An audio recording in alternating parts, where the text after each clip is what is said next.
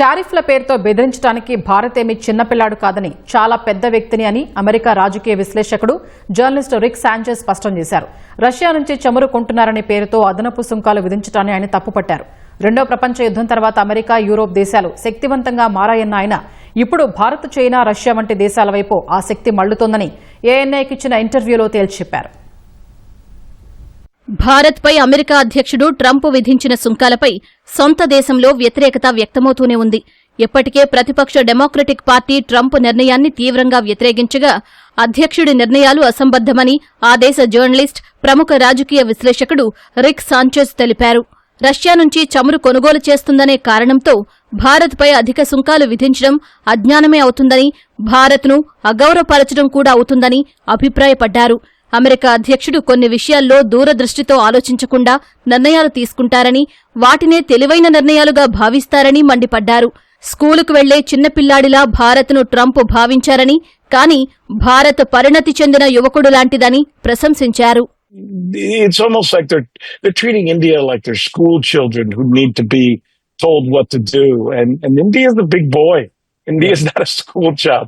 That moment when the United States said, "You will not buy oil from Russia or we will punish you," and India looked back at the U.S. and said, "You will not tell us who we can or cannot buy oil from.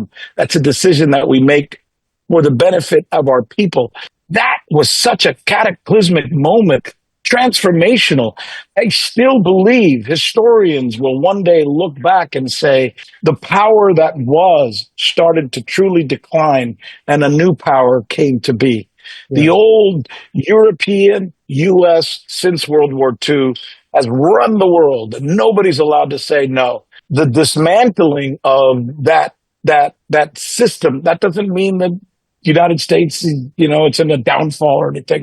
I just mean from a power standpoint, it's going to shift to the global south. And I think the premier countries, of course, are going to be India and China, along with Russia and South Africa and Brazil and many of those other countries who are just saying, no, we're just not going to take this anymore. You can't treat us like we're little kids. అదనపు సుంకాలు విధించడాన్ని America ప్రజలు సైతం వ్యతిరేకిస్తున్నారని Sanchez వివరించారు. గాంధీతోనే భారత్ మొదలైందని చాలామంది విదేశీయులు అనుకుంటారన్న Sanchez, మొసపుటేమియా, ఐరోపా నాగరికత కంటే ముందే భారత్ ఎంతో సాధించిందని గుర్తు చేశారు.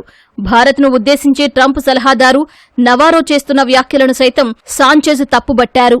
ఆయుధాలు అమ్మి డబ్బులు సంపాదించే కొందరు భారత్, చైనా, రష్యాల వెంటపడమని ట్రంప్ చెవిలో చెబుతున్నారని దుయ్యబట్టారు.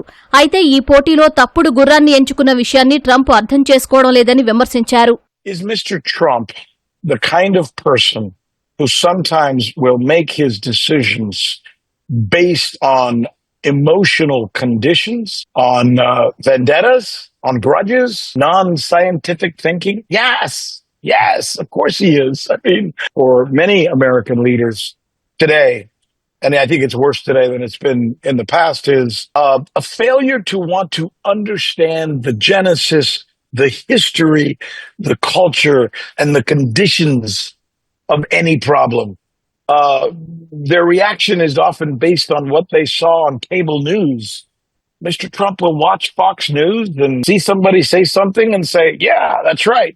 Boom, let me do that." And that's no way to make your decisions.